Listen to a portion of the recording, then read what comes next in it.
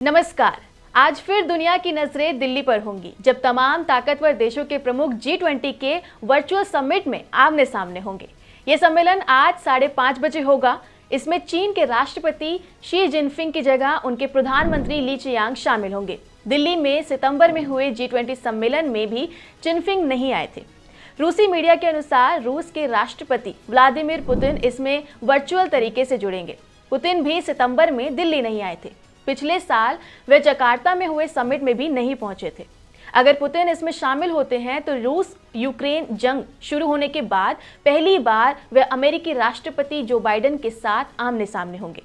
इसके लिए अफ्रीकी संघ के अध्यक्ष समेत सभी G20 सदस्यों के नेताओं, साथ ही 9 गेस्ट कंट्रीज और 11 अंतर्राष्ट्रीय संगठनों के प्रमुखों को आमंत्रित किया गया है। दावा किया जा रहा है कि जिस तरह से सितंबर के सम्मेलन में लगभग सभी बड़े नाम शामिल हुए थे, उसी सकारात्मक माहौल में आज भी शामिल होंगे। भारत ने सम्मेलन में कनाडा के पीएम जस्टिन ट्रूडो की मौजूदगी पर कुछ भी कहने से इनकार किया है। दरअसल सितंबर में G20 सम्मेलन में हिस्सा लेने के लिए ट्रूडो आए थे, लेकिन उसके तुरंत बाद भारत कनाडा के रिश्ते में लगातार तनाव देखा गया।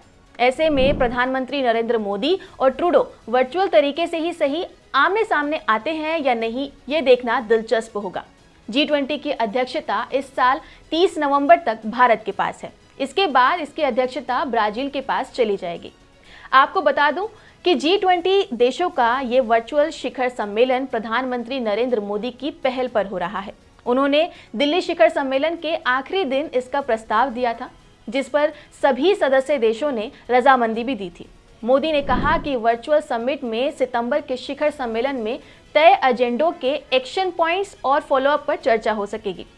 आमतौर से G20 का साल में एक ही ऐसा सम्मेलन होता है जिसमें सभी सदस्य देशों के प्रमुख भाग लेते हैं, लेकिन इस बार ये दूसरी मीटिंग होगी। G20 के शेरपा अमिताभ कांत ने कहा कि इतने कम समय में 2 शिखर सम्मेलन की अध्यक्षता करना पीएम मोदी की बड़ी कूटनीतिक सफलता है।